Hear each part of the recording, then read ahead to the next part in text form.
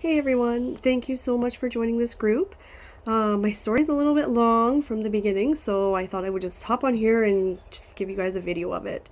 I have notes here too, so if you see me looking away. Um, so I was diagnosed back in 2013. I had just got married and we moved back to Alberta from Nova Scotia. I had finished school and came back to go on my on-the-job training at the hospital. I lucked out big time and got hired in my second month. And so I got paid for half of my on the job training.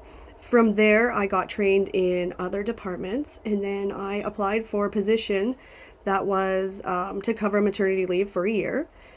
So I ended up getting that job, which was really exciting. I couldn't wait to get into it and jump in. And we had left for our honeymoon, and when we were there, I think it was the second or third morning, we'd gotten up and had coffee and went to go have our breakfast at the buffet, and we had gone around and got all of our drinks and our food and went to sit down. And the moment I sat down, just something had completely come over me, and I didn't know what it was. I didn't know where it came from, and I just started crying. And I told my husband, I'm sorry, I have to go right now. And I got up and I left. I don't know how I got back to the room. I know I walked, but I don't remember any of it. I got back to our room and I made myself sick. I thought for sure it was just the coffee. I drank too much coffee. And then I was exhausted, so I laid down and my husband came back and I told him what happened, and we just weren't sure exactly what it was, so we just stayed in the room that morning. And then as the day went on, I felt better, so we got out. And I did feel very anxious, but it was, I mean, we've all experienced anxious feelings some time or another, but this one, I don't, it was different. So I remember thinking, we're gonna go to the pool, but the one pool was closed where I wanted to go, and if I got too hot, like, what am I gonna do? So anyways, our trip continued on, and there was I had 8 panic attacks altogether. And the second one I remember happened when we had gone for our a la carte dinner, and we were waiting to go in because we had shown up early, and I just felt sick to my stomach. I felt like I just couldn't go in there. I didn't know where this was coming from, and I just said, like, I feel the same way I did before when we were having breakfast that morning, or about to. So anyway, somehow I was able to talk myself out of it, and we got in and ate very fast and went back to our room again. And then the trip a few other times happened, the same thing. We went for our a la cartes, and I either had to sit by the window or have like 4 glasses of water. And then it didn't ruin our trip, but it wasn't the greatest. We spent, I think, two afternoons an afternoon and a couple mornings in our room because I couldn't do it. I could not go down to the swimming pool. I didn't want to eat. I just didn't want to do anything. And then it was the big one. We left the resort and we were heading back to the airport. And I just all of a sudden started feeling really sick. We got to the airport, we got through security, we got through everything, and I was up and down running to the bathroom because I just wasn't feeling well. I knew something was wrong, but I didn't know exactly what it was. And then we were waiting and waiting and waiting, and we got onto our flight right away, and I fell asleep, thankfully. I cried myself to sleep on my husband's chest. And about halfway back to Calgary, I had woken up and my husband was sound asleep. There was a lady beside us. She had her tray table down and she was sound asleep. I remember getting so hot, and I think, like, what am I going to do? I don't want to wake this lady up, but I really need to get up. I don't know what to do. I couldn't wake up my husband. He was so tired. And finally, I don't remember how the lady moved, but I did get up, and I remember staggering down the hall to get to the back of the plane to go to the washroom, and I couldn't make it. There was a flight attendant at the very back, and I said, I'm going to pass out. So I did. I remember her stepping out of the way, and I hit the ground. So that, thinking back before, was really embarrassing. I can't believe that happened. That's insane. And I really don't remember too much. I know that they had paged over the radio to a doctor who could see if we could keep traveling back to Calgary or if we needed to land somewhere. And thankfully, there was doctors and tons of nurses on the plane, and they had to put an IV in my arm. And I had an oxygen tank while I was sitting on the flight back, like on the way back to Calgary. The flight was quarantined and we couldn't get off until it was cleared to make sure that I hadn't got anything or anything like that. And the doctor had just figured that it was dehydration, so hence the IV. We got off and there was an ambulance there that met us. They had to lift my shirt up, which was so uncomfortable. I thought, like, this is going to happen to me again. I'm starting to feel like this. They monitored my heart. They made sure everything was okay. And then they released us and off we went. So on the way back to Brooks, which is where I'm from, it was fine. We just kept going. I didn't want to eat anything. I remember they stopped at McDonald's or something and no thank you. And we got back home and I went into the emergency. And the doctor looked at this IV and they thought, oh my goodness, this is some Mexican IV. And I'm telling them, no, a doctor from Saskatchewan did it. And he's a pediatrician. He did great. Everyone was wonderful. It was good. Anyway, so after talking to me and trying to figure out what was going on, what happened, I was given Ativan and I was sent on my merry way to follow up with my family doctor. And that was on a Sunday, I believe we got back. So Monday, I went in to see my family doctor right away, and I was diagnosed with anxiety and panic disorder. And I'm thinking, what am I going to do? How can I live my life when I'm like this? I'm not going to be able to go to work, or what am I going to do? But I was put on medication for it, and there's nothing wrong with taking meds. If that's what you need to do, then I highly suggest it. If you don't, if you can handle it naturally, that is great. All the power to you. I did take them, and I still do to this day. And I have no shame in that at all, because if I didn't take them, I don't even want to know where I would be. I was able to go back to work, and I worked for a little bit. I started my new job and I made it to, I think, the second day, and I had to quit because I had panic attacks. I kept having them, so I couldn't do it, unfortunately. So I ended up giving that position up to somebody else, a very deserving woman, and I'm so happy that's the way it worked out.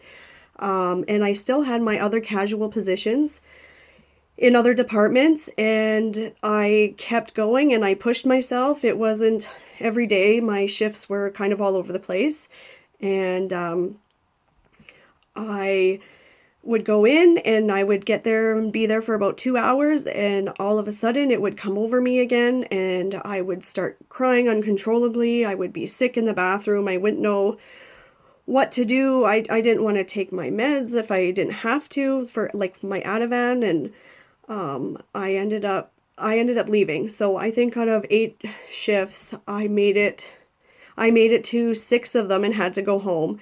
So I decided it was time that I had to, unfortunately, give up that position as well.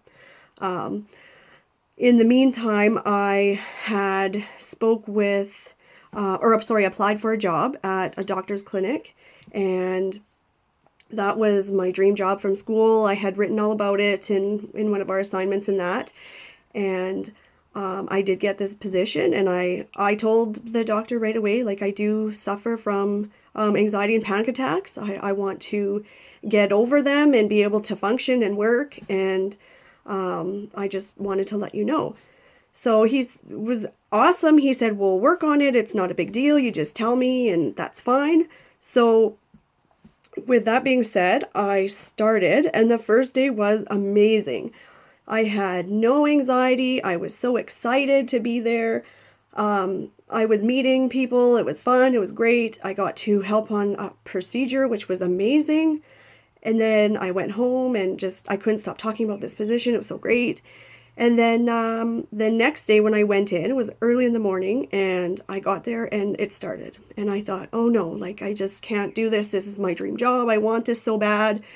And I think I tried and pushed it away as much as I could for about half an hour. And finally, I broke down again, uncontrollably crying.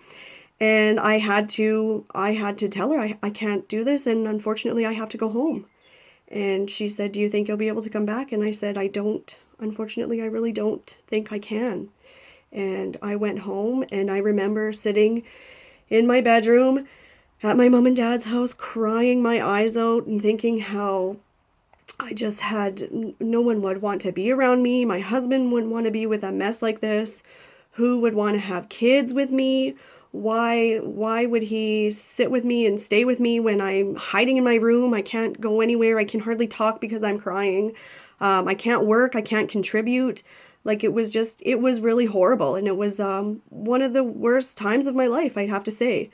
And from there, I ended up taking a month off of trying to get any kind of position. And I tried to figure it out. My meds were put up higher. And I mean, it worked for a little bit, but to get out and go and do anything at all was a struggle. It was a struggle to go get groceries. It was a struggle to see people. When I was out getting groceries and saw somebody I worked with at the hospital, I thought, oh my goodness, like I don't want to tell this person what happened. I don't want anybody to know about this. I was embarrassed. I was really embarrassed. And it just kind of kept going, and I'd have my good days and I'd have my really bad days. I know when I first quit my position for the maternity leave that I started, I remember getting home and crying all morning and most of the afternoon. And it took me about a week and a half to get over that and to carry on. I was exhausted. I cried every day and just felt useless. I really did. I felt completely useless. Who wants to hang out with somebody who can't do anything, like, and just cries all the time? And it was just terrible. I worked on myself a little bit as much as I could, and my mother-in-law helped me quite a bit when I call her and talk to her, because she also had anxiety attacks or panic attacks. And I got a little better. I felt better about myself, and I was offered a position that I had applied for months before. And I took half an Ativan and off I went to the interview, and it was perfect. It was really great. It sounded good. It was great. I started and I went, and I was able to do it. I was very happy. I worked in the back of a shop. I was by myself for most of the time. I had the construction guys come in and talk what they needed, whatever, and that was it. And I did orientations as well, which was not a struggle. I don't know how I did it, but I did. And after a month of being there, I found out I was pregnant with my first child. And that went really well. I did stay on my meds because it was better for me to stay on them than to get off of them. And that was something I decided to do, and I knew I needed to do it, so I did. And within that position, the time that I was there, I had 2 panic attacks. One, I was in the office, and there was 2 people in there. I knew both of them very well. One was a family friend, and the other was my boss. And all of a sudden, that feeling came over me, and I thought, oh my gosh, like I can't get out of here. I'm trapped right here. What am I gonna do? What am I gonna do? And I just practiced mindfulness. I was being present. I thought, okay, I'm in the room, they're talking, this has nothing to do with me, I don't need to pay attention. And I focused on, I think, a computer printer, and just breathed through it and got through it, and it was fine. Again, exhausting, but I got through it. And then there was another time when we were driving to Kindersley, and I think maybe we were halfway there, and the feeling came over, and I thought, oh my goodness, like I cannot have a panic attack here. We're driving. I have nowhere to go. I can't just get out. Like I can't tell him I need to get out. I'm having a panic attack.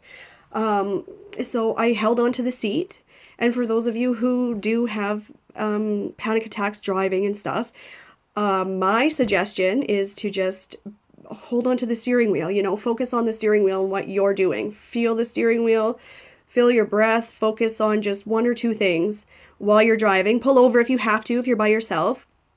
And just, I personally was holding on to the seat and just looking out the window and thinking, okay, I'm in the vehicle, I'm holding on to the seat, I have my seatbelt on, we're going to Kindersley to do some orientations. It's not a big deal. I'm going to be okay. This isn't the end of the world. I'm okay. I can do this. I have no fear. I'm fine. And I got through it. I was surprised. Like, I couldn't believe that happened. And it didn't turn into a full-blown panic attack, ruining the rest of my day and not being able to do my job. Anyways, we continued on and the day was good and I got home and, yay, I told my husband I got through it and it was really exciting for me. It was great.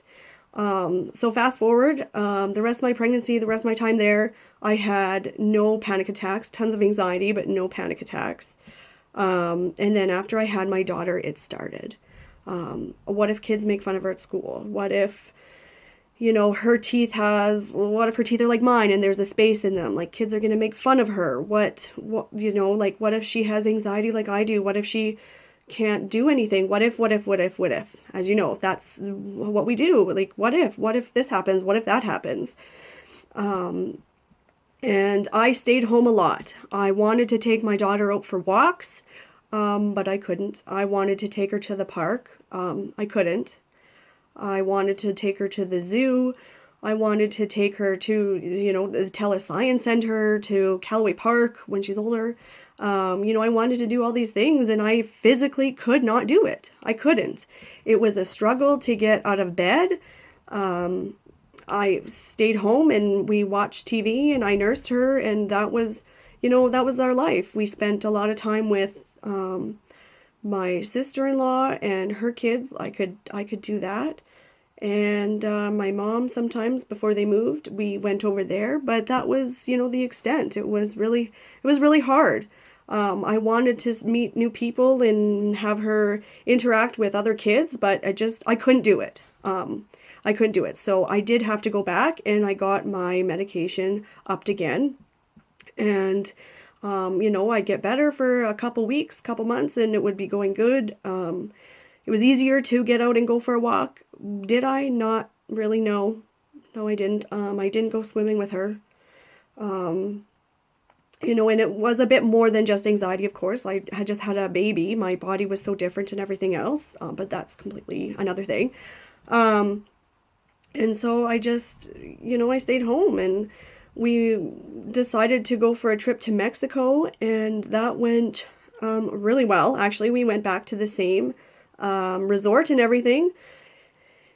And it was nice. It was a good feeling to go back and do that again, and have that no fear to go back and not, oh, I don't want to go back to that buffet because what if I have a panic attack again? Or what if we go to that a la carte and the same thing happens? Like, I can't do it. But that didn't happen at all, actually. I did everything that we did the first time we were there and it felt great to go home and that I had accomplished that for myself.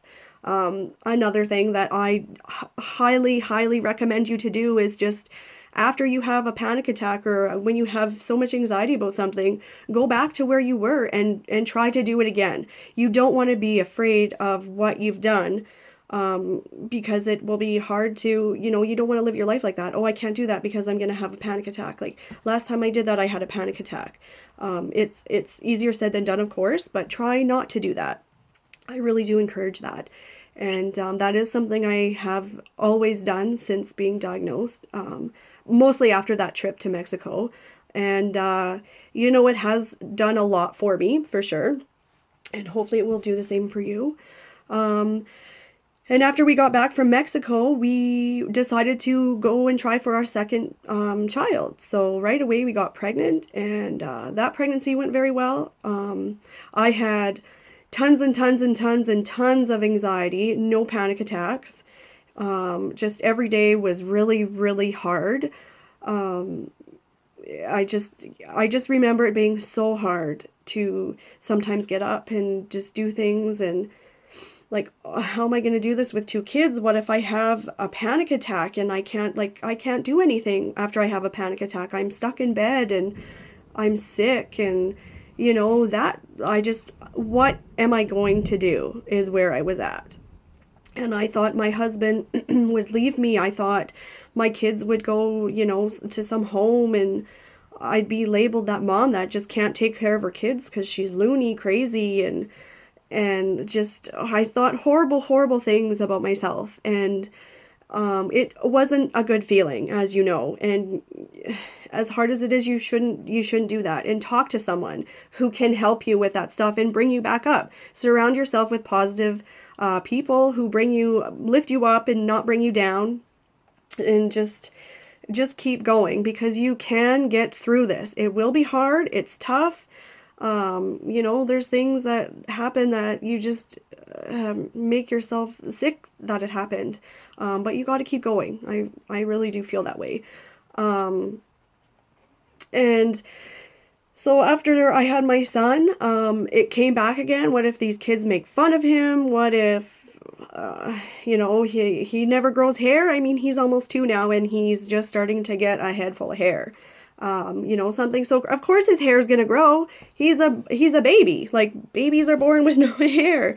And it was just silly things that most people are like, oh, why would she think that? Like, that's crazy. But that's what we do. We think of the weirdest things and make things out of nothing. That's what we do. So, after I had my son, I had a few panic attacks, just random ones. I'm trying to think. Nothing that really sticks out. I mean, all of them are bad. They're not fun. These ones didn't last as long. They would just come, and I'd deal with it, and I'd lay in my room for however long I had to, usually the morning or afternoon, whenever it was, and the next day I would start to feel better. Usually take about a week to get over those ones, and then we lived life. We had 2 kids. It was great. My husband is very, very supportive. My entire family is very supportive. We are all pro mental health. I will do anything and everything. I'm the first person to tell you, if I need help, I'm going to go get it. I don't care where I have to go, Timbuktu, to get this help. If it's going to make me a better person for myself, for my family, for my kids, that's what I'm going to do. And I do not care what anybody else thinks at all. Zip, nada. It's not them. They're not living my life. They don't know how I feel. So that's what I do. I saw counselors. I'd go every once a week, and then I would go every 2 weeks, and then I went every 3 weeks for 4 years, I believe. I actually just stopped going to her back in December of last year, and since then, I gained tons of weight from my meds, from not being able to really go anywhere and do anything. My phone is dying, sorry guys. And I would try many, many different things to get past it, whatever it was that I had to do. Oh, sorry guys. Oh, is it gonna fall over here? And it got really bad. It was bad, and it got really bad again in October. I started working out. I tried to get my mind off of it. I started to, watch movies and just get myself into that and just avoid it. I tried to avoid it, and unfortunately that just didn't work. I had already been switched over. Sorry, I forgot to tell you that. I was switched over to a different prescription or medication, because this one just wasn't working at all anymore. And then it got better throughout the summer there, and then come October there, it got bad. So I was, switched and put on some other things, and it kind of was going really well. I dropped a couple pounds. I was feeling better about myself, which helps, of course. My anxiety got down a little bit more, and I felt better knowing I didn't have to work. And the economy had went to shit and everything else, pardon my language. So I keep going back and forth in the summer there, so that was hard, whatever. And then this anxiety came back and the panic attacks came back. I remember getting I was cooking breakfast for my family, and I was cooking eggs, and all of a sudden I got really hot, the steam was coming, and I'm thinking like, oh, I don't feel good. What's wrong with me? Like, it's happening. And I had to drop the eggs, and, I went into our room and I was done for a day and a half. It took me to get over that. I for sure thought my husband was going to leave me. I mean, you feel like you're dying. You feel like everything's being taken away from you. Your heart's racing. Your palms are sweaty. You're hot everywhere. You're cold. You want to be sick. You don't. Your stomach's completely upset and flipped, and your mind is going 150 miles an hour, and you don't know where to go, what to do. And for me, I laid on the floor and rocked myself. I would fall asleep and wake up feeling like complete utter crap. And I would try to get up and keep going, and I just couldn't. The tears would come and go this time, so that was kind of a little bit better. And I just remember thinking, my kids, how am I going to take care of my kids? Like, I'm done. My kids are going to be taken away. I'm not a good mom. I'm not a good wife. I can't get up and do the dishes. I can't cook supper. My kids were hungry. I needed to make them breakfast, and I couldn't. I was on the floor, done. Couldn't do anything. And just like any other panic attack, you just think the worst, and you feel like it's never going to go away, those feelings. Anyways, for me, it was a day and a half later, and I got up and I got back in the kitchen and I made those eggs, and it brought back all those feelings that I had the day before. It's strong.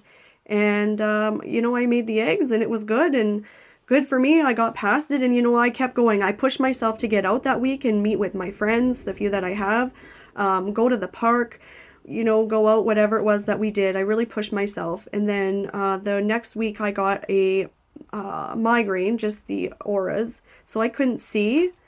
My kids were in the living room, and I remember all of a sudden my eye this is all I could see, and then it started going this way, and my daughter was sitting in a car, that play school car, and I couldn't see her. All I saw was pink.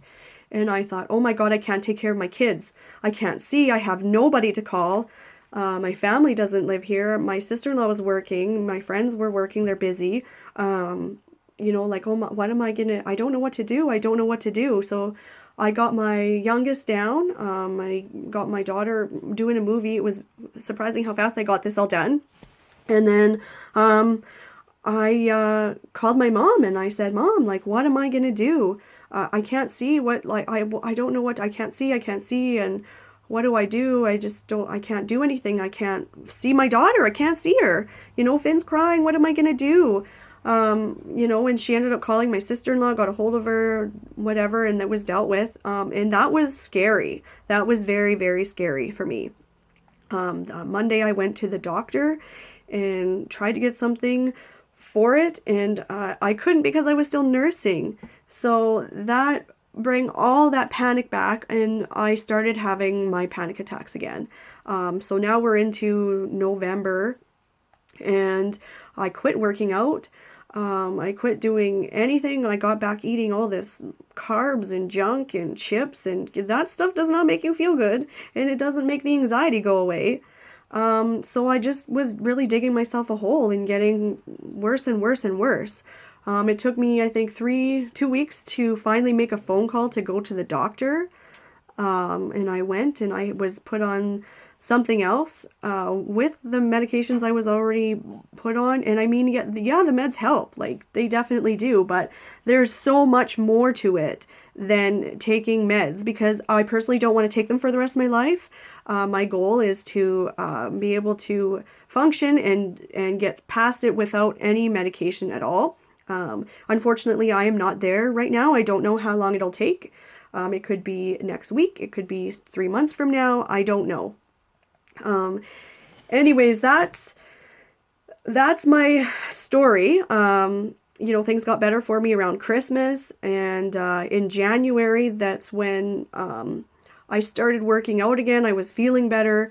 I made plans. I had at least 2 or 3 different days where we would plan to go out and do something. I started to get more of a little schedule, you know, with my working out and taking the kids to the library to do the reading program we have, and just stuff like that. And that's when things really started picking up for me, and I started to sit down and think, I need to figure this out. I don't want this anymore. I don't want these feelings. I don't want to go back and get my prescription hired or higher. I don't want any of this stuff. I want to really sit down and figure this out. So I did, and I'm a work in progress. I still have tons of anxiety. This video was not easy from the beginning, but you know, like this is my story. This is my life. I hope it can help you guys, and you know, you're not alone. There's hundreds and thousands and millions of people out there who deal with this on a daily basis. And I just really want you guys to, you know, reach out and get the help you need. Ask questions, find someone you can talk to, relate to people, you know, do whatever it is you need to do. Like I said, I don't know really if you guys are what to expect. I just want to share my story and kind of pay it forward to you guys, and see if there's something that will help you. This video is really long, sorry, but I don't think Facebook would let me upload all this in words. So anyways, I hope you guys have stuck through the whole video to hear my story, and you know, ask questions, please. Like, I really encourage you. There are no stupid questions. I know teachers say that in school, but there really is not a stupid question out there. So please ask. Please tell me what you guys want out of this group. If you want it to be, you know, an ongoing thing, whichever. So anyways, I'm going to let it go at this because this is half an hour. Thank you guys for taking the time out of your day and away from your family and kids and your activities to listen to this. It really means a lot to me. Again, I hope I can pay this forward and help anybody, you know, just one person, if I can help them find some comfort knowing that you can change and you can control yourself, or not yourself, but you can control your feelings and you can get past this. You know, I really do hope it helps. So thank you guys again. I will come back again and keep going on, you know, what's happened the last couple months. It's May now, so things have been work in progress since January, and I've come really, really far. I'm excited to share with you guys the things that I have been able to do since kind of figuring out where my anxiety comes from. I'm going to post a few questions for you guys to think about, and yeah,